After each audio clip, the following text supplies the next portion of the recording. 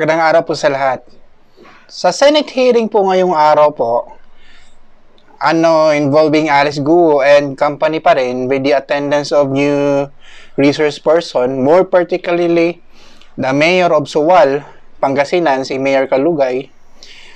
There was a point or time there where Senator Jinggoy asked the Mayor of Suwal, Pangasinan if may romantic relation ba sila ni Alice, to which the Mayor of Suwal categorically denied. Then after his denial, Senator Jinggoy then presented photos of them.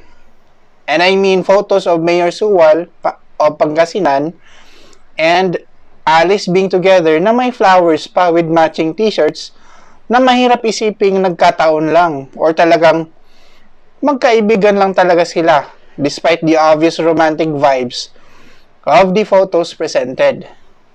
Now, narinig na natin itong kasabihan na pictures says it all. But will these pictures or photos be enough to prove the mayor's romantic relation with Alice Guo? Kung strictly lang dyan lang po talaga tayo sa issue na yan, magdidelve. Let's classify kung saan nabilong ang picture na ito sa mga kinds of evidence under the rules on evidence.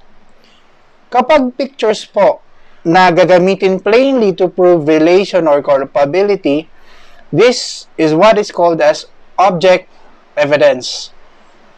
While object evidence may be admitted as proof sa ating mga korte, or in this case, sa legislative, a Senate investigation, this alone, without any corroborative pieces of evidence, is relatively weak and cannot stand on its own.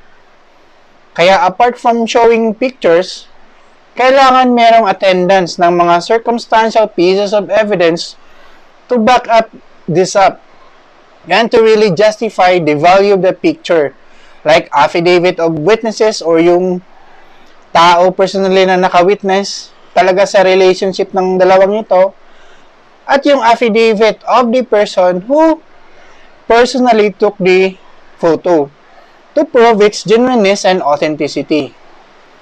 Since sa Senate level lang po ito at hindi naman ito sa korte, hindi po kailangan ng malakas na burden of proof. Unlike sa court na beyond reasonable doubt talaga.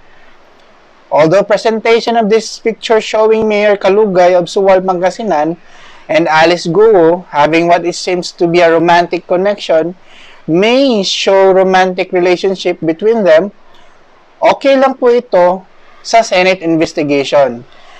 But this will not stand if this is an actual court trial or actual case in court for lack of corroborative pieces of evidence.